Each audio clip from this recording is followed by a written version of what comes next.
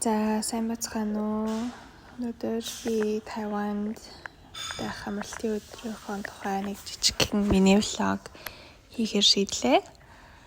За тэгээ би өглөө босоод хоцонроо өмсөөд галт тэрэгний буудал руу өөр хотод байдаг ихчийн руугаа зөвлөхээр явлаа. Би нэг юу гэдэг мэдэхгүй байна. За тэгээд галт тэрэгний буудал дээр ирээд гэртээ зоглуулж исэн баахан зоосороо галт тэрэгнийхаа өнгийг төлөе гэж боддол тэр нь 50-аас илүү энэ хэдий аваагүй. Тэгээд яг хүний оромыг ногоон цагаас авчиг гэж тэгээд тэр зоосороо авсан. Тэгээд юун дээрээ суугаад галт тэрэгнээ суугаад гадаа амар гоё юусан ном ногоон байсан.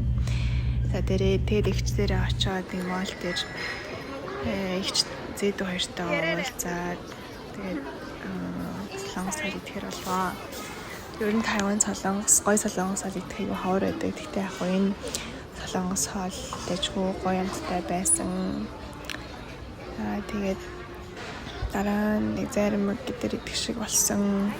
Тэгсэн уг нь би энэ зарим айгуу дуртай. Гэхдээ яад ч өчтөр амар юу байсан. Чихлэг байсан. Тэгээд дараа нь өөр нэг мал руу очиод нэг заараа ороод тэрэндээ нэг хувцассан болол нэг рандом барьж аваад бичлэг хийхэд нэг толгойн дээрээ тавьсан. Тэгтээ нийтдээ алгаа байлээ.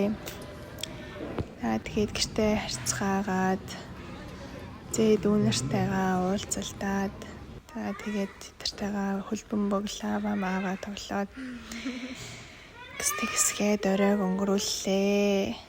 За тэгээд орой нь болохоор зэрэг ихчтэйгээ цай чанаад хов базаж суугаад тэгээд тэр өдрийг дуусгалаа. За тэгээд ингээд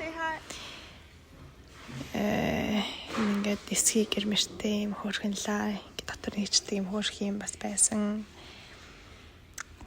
Тэгээ бол байлаа.